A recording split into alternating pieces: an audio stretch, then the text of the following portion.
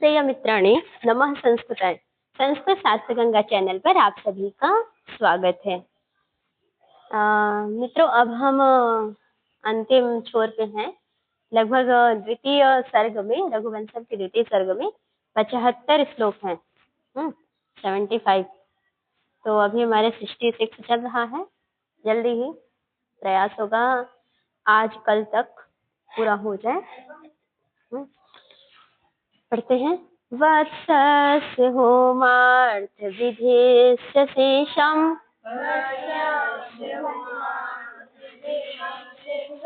ऋषे अनुज्ञामधिगम्य मातः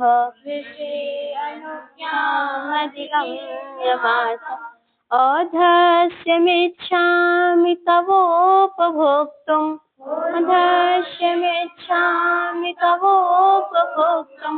षष्ठान् समूर्व्या इव रक्षितायाः।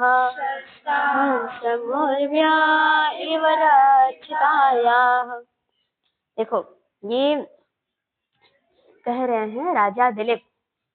पीछे प्रसंग आया था ना कि नंदिनी ने कहा था कि पत्ते के दोने बनाकर तुम मेरे दूध के पी लो।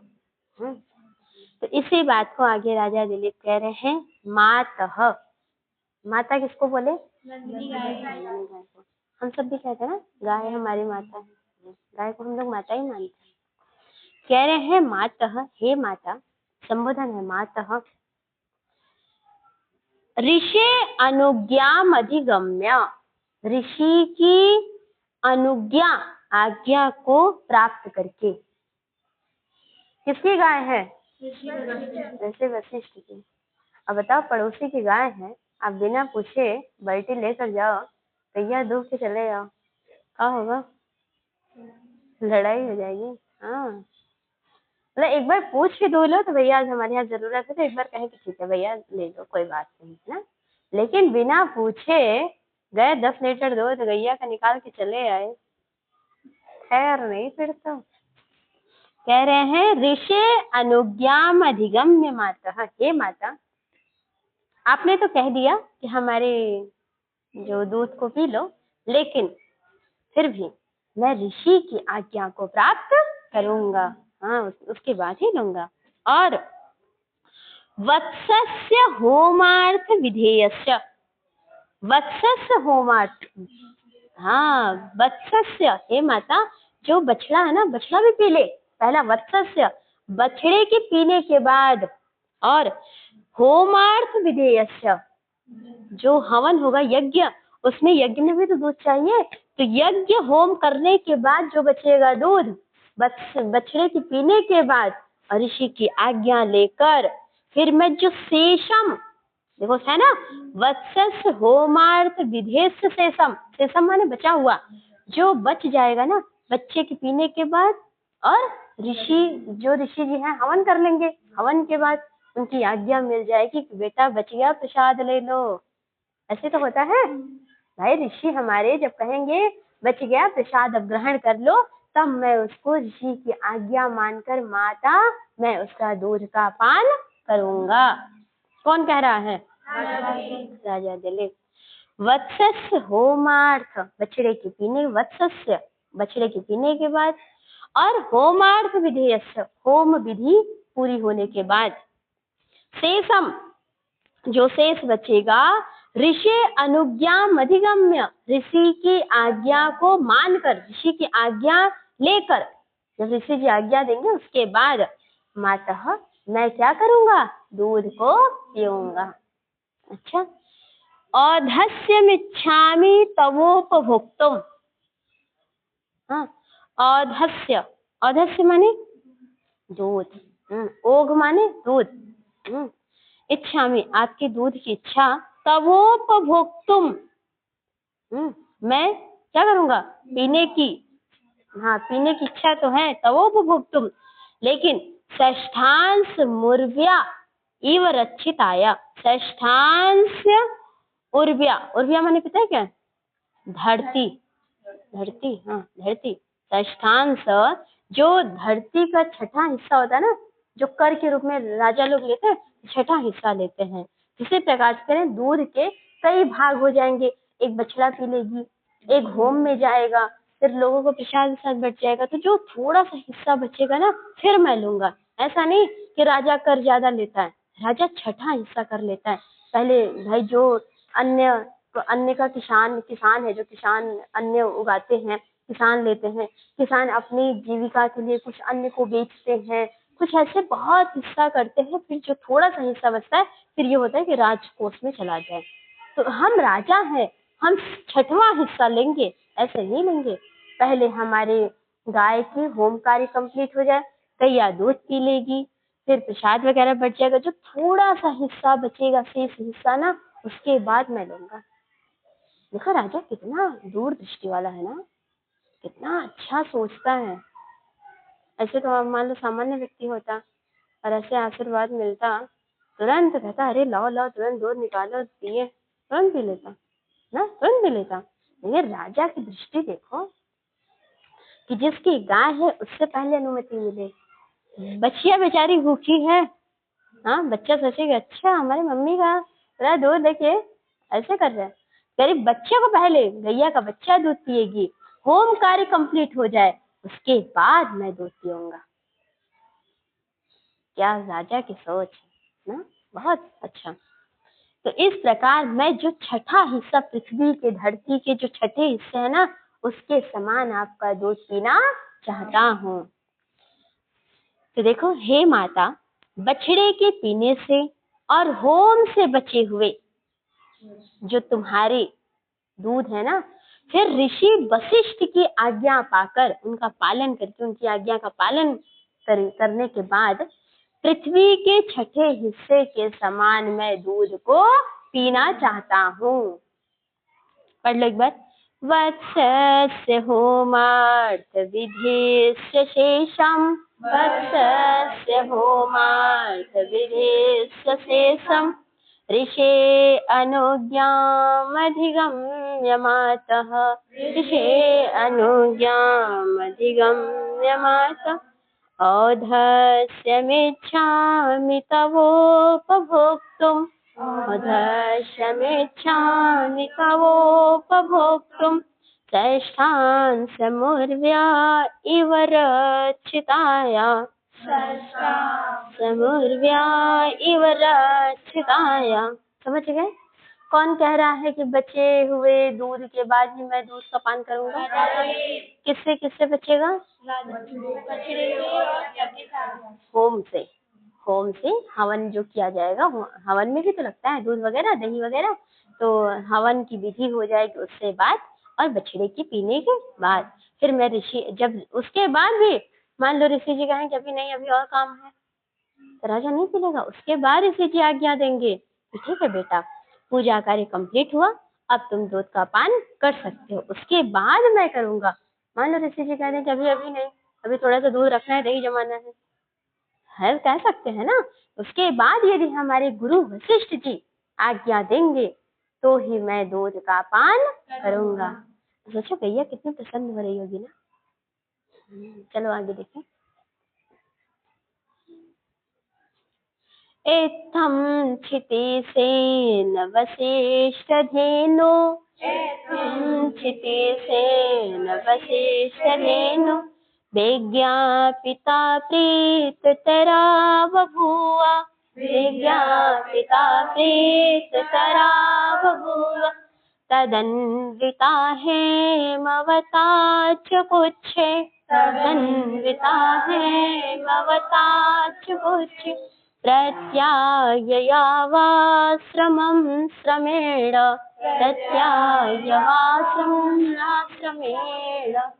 देखो कह रहे, इत्थम क्षितिसेन वसिष्ठ धेनु, विज्ञापिता प्रीत तरा बभूव। जब इस प्रकार से कहा ना राजा ने, तो क्या हुआ? इत्थम इस प्रकार से, क्षितिसेन राजा के, क्षिति माने धरती, उसका ईश माने स्वामी, तो क्षितिज का स्वामी कौन है? राजा। वशिष्ठ, जब वशिष्ठ धेनु की, धेनु विज्ञापिता, ऐसा मैं सूचित करूंगा, मतलब इस प्रकार से जब राजा दिलीप की ना प्रार्थना करने पर भी क्या हुआ, विज्ञापिता सूचित किया, प्रीत तरा बभूव। कौन? वशिष्ठ की जो गाय है ना नंदिनी, नंदिनी क्या हो गई, प्रीत तरा बभूव, प्रसन्न हो गई।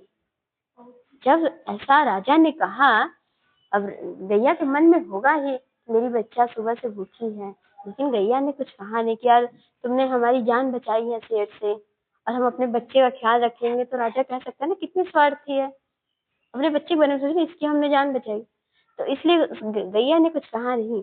लेकिन जब राजा ने ऐसा कहा ना क्षितिज ने कि वशिष्ठ धेनु वशिष्ठ जी की आज्ञा लेकर मैं दूध पीऊंगा, होम होने के बाद आपके बछड़े पी लेगी, उसके बाद तो नंदिनी क्या हो गई, प्रीत तरा बभूव। प्रीत बसनी, प्रीत माने प्रसन्न, प्रीत तरा बहुत प्रसन्न हो गई, बहुत आनंदित हो गई।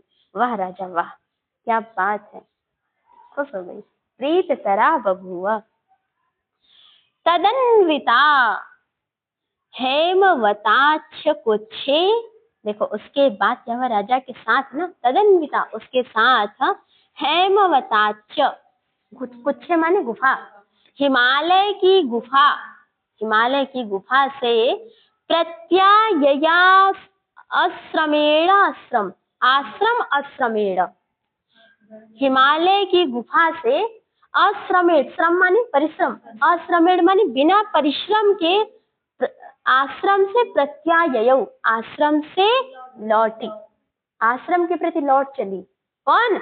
नंदिनी गाय। कि ठीक है अब समय ज्यादा नहीं लगाएंगे, अब जल्दी से चलते हैं गुरु वशिष्ठ के आश्रम में, और आश्रम में चलते हैं, जल्दी से होम का कार्य कंप्लीट हो, गैया गई हमारी बच्चा दूध पी ले और जल्दी से तुम प्रसाद को ग्रहण कर लो। ऐसा कहने पर तदन्विता, उसी राजा के साथ हेमवताक्ष, हिमालय की गुफा से प्रत्याययौ आश्रम आश्रमेण, बिना थके बिना परिश्रम के आश्रम की तरफ लौटने लगी। कौन? नंदिनी गाय। अब राजा ने शर्त रख दी ना कि जब तक हमारे गुरुजी होम नहीं करेंगे, तुम्हारा बच्चा दूध नहीं पिएगा, तब तक मैं, हाँ गुरुजी की आज्ञा नहीं मिलेगी तब तक मैं दूध का पान करने वाला नहीं हूँ। फिर नंदिनी ने सोचा कि इतना यहाँ समय लगाने से क्या मतलब, जल्दी से हम वापस चलते हैं ना। इसी प्रकार से इत्थम, इस प्रकार कहने पर क्षितिसेन राजा ने वशिष्ठ धेनु विज्ञापिता, उन्होंने जब वशिष्ठ की धेनु को ऐसा सूचित, मतलब सूचित किया, तो प्रीत तरा बभूव, जो नंदिनी गाय है वो क्या हुई, प्रसन्न हो गई। और फिर तदन्विता, उसी राजा के साथ हेमवताक्ष कुच्छे, हिमालय की गुफा से प्रत्याययौ आश्रम आश्रमेण, बिना परिश्रम के आश्रम की तरफ लौटने लगी। तो वैसे गाय ने परिश्रम ही कहाँ किया, सारा परिश्रम तो बेचारे राजा दिलीप ने किया है, उसको बचाने के लिए मन्नत विनती कुल सारे शेर से कब से बेचारा बात कर रहा है ना। तो वही इसका है कि इस प्रकार राजा दिलीप की प्रार्थना से, उसने प्रार्थना किया तो महर्षि वशिष्ठ की जो गौ है वह नंदिनी बहुत प्रसन्न हुई और राजा के साथ हिमालय की गुफा में बिना परिश्रम के प्रति लौट गई। कहाँ लौट गई? आश्रम में। एक बार पढ़ लो। एत्थम क्षितिसेन वशिष्ठ धेनु विज्ञापिता प्रीत तरा बभूव, तदन्विता हेमवताक्ष कुच्छे, प्रत्याययावाश्रमाश्रमेण, प्रत्याययावाश्रमाश्रमेण। देखो इसे समझो, जब ना आप, जैसे मान लो हम इसको पढ़ाई से जोड़ते हैं, स्टडी से, जब आप देखो पढ़ते हो ना तो सरस्वती माँ भी आपको प्रीत तरह होती हैं, ध्यान रखना। देखो ज्यादा मेहनत करने वाला ना फेल नहीं होता, बल्कि अच्छे नंबरों से पास होता है ना। क्यों? क्योंकि सरस्वती माँ उस पे प्रीत तरह है, प्रसन्न है। तो काव्यम यशसे अर्थ कृते व्यवहार विदे। तो यदि आप मन से पढ़ रहे तो आप देखना अभी आपको लग रहा होगा कि मुझे याद नहीं हो रहा है, पर एग्जाम हॉल में ना जैसे आप श्लोक देखोगे ना तो आपको याद आ जाएगा। अच्छा, वत्सस्य होमार्थ विधेयस्य, उसमें पढ़ा था कुछ ऐसा कि बछड़ा पी लेगा, दिलीप ने कहा था, और उसके होम की विधि कंप्लीट हो जाएगी, वशिष्ठ की आज्ञा मानकर उसके बाद मैं दूध को पीऊंगा। ऐसा कुछ ना कुछ प्रसंग आपको वहां तुरंत क्लिक कर जाएगा। भले आप चाहे जितना लंबा पढ़े हो, पढ़ के छोड़ दो, लेकिन हमेशा पढ़ते रहे तो तुरंत याद आ जाएगा। यदि पढ़ के छोड़ भी दिया मन से ना, तब भी कुछ ना कुछ प्रसंग याद आ ही जाएगा, संस्कार रूप में आपके बैठे हैं ना। अब आ जाओ आगे वाला पढ़ते हैं। हाँ, तस्या प्रसन्नेन्दुमुखा प्रसादम्, तस्या प्रसन्नेन्दुमुखा प्रसादम्, गुरु नृपाणां गुरुवे निवेद्य, गुरु नृपाणां गुरुवे निवेद्य, प्रहर्ष चिह्नान्वितां प्रियायै, प्रहर्ष चिह्नान्वितं प्रियायै, प्रहर्ष चिह्नान्वितं प्रियायै, ससंस वाचा पुनरुक्त एव, ससंस वाचा पुनरुक्त एव।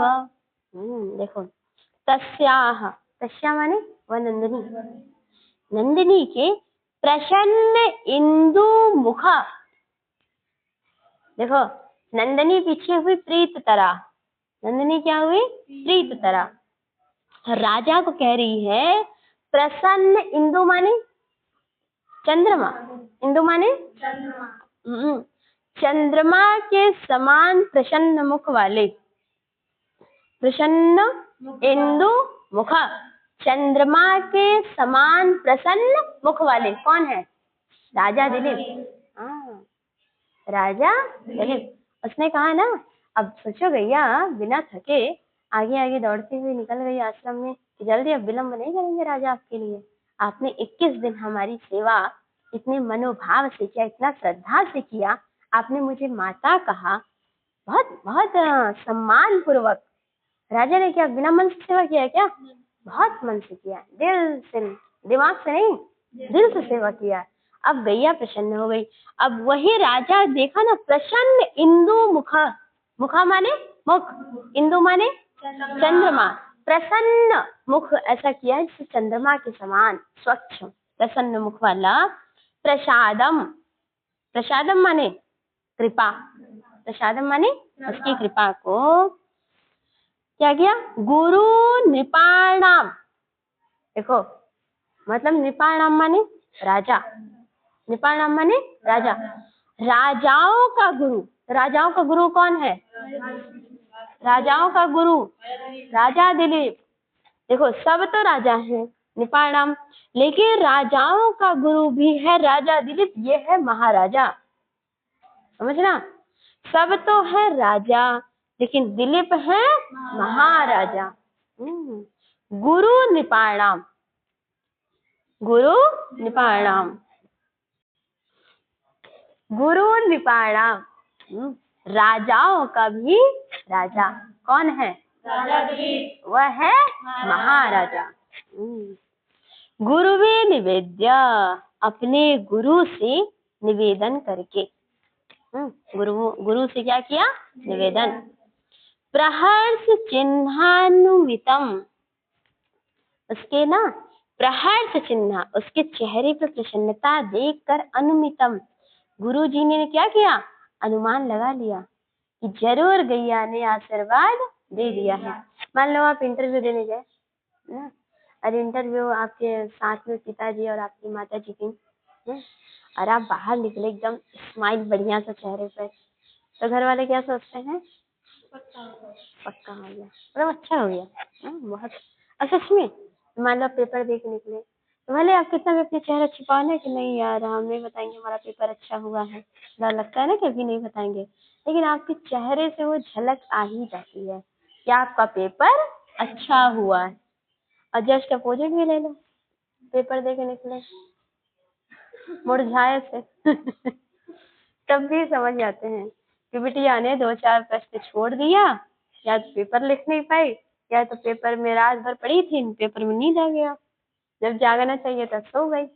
ऐसा भी होता है, आपने देखा होगा बोर्ड में कुछ बच्चे बेहोश हो जाते हैं, पेपर ही नहीं लिख पाते हैं ना? कुछ ना कुछ दिक्कत आ जाती है। तो राजा के प्रहर्ष, हर्ष नहीं, प्रहर्ष, बहुत अधिक प्रसन्नता चेहरे पे थी, किसके? राजा दिलीप के। और उसके प्रसन्नता के चिन्ह को अनुमितम, गुरुजी ने अनुमान लगा लिया। और देखो, प्रियायै ससंस, अपनी रानी से कहा। रानी से बताया, सारी घटना को राजा ने अपनी रानी से बताया, कैसे ऐसे नंदिनी ने कहा है। और वाचा पुनरुक्त एव, पुनः उसी अपनी अनुग्रह की वाणी में दोबारा उसने, वाचा माने वाणी को कहा। किसने कहा? राजा दिलीप ने। निर्मल चंद्रमा के समान मुख वाला कौन है? राजा दिलीप। निर्मल चंद्रमा के समान मुख वाले राजाओं में श्रेष्ठ महाराजा दिलीप ने हर्ष के चिन्हों से अनुमित, ऐसा अनुमान लगाया जा रहा था होने पर, नंदिनी के वरदान, अनुग्रह माने वही नंदिनी का प्रसाद, प्रसाद माने वरदान, वही नंदिनी के वरदान रूपी अनुग्रह की दोबारा कही हुई के समान वाणी के द्वारा गुरु से निवेदन कर रानी से कहा। पहले गुरु से निवेदन किया, उसके बाद रानी से कहा। सारी घटना को राजा ने अपनी रानी से कहा, जल्दी तैयार हो जाओ, चलो गुरुजी के आश्रम में भी पूजा होगा, पूजा के बाद गुरुजी दूध देंगे, वो दूध हम तुम्हें देंगे, तो उसे पी लेना। तब हमारे दिलीप का बेटा होता है रघु, आगे आएगा प्रसंग, तो उसी के नाम पे पड़ा है रघु, रघुवंशम। चलो पढ़ो। तस्या प्रसन्नेन्दु मुख प्रसादम, तस्या प्रसन्नेन्दु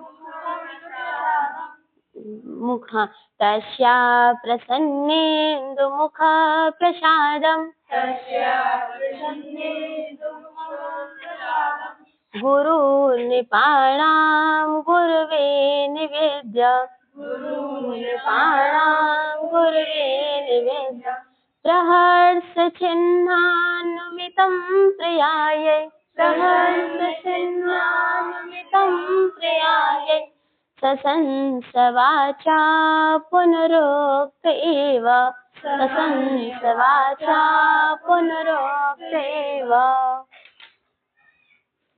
तो ठीक है मित्रों, धन्यवाद।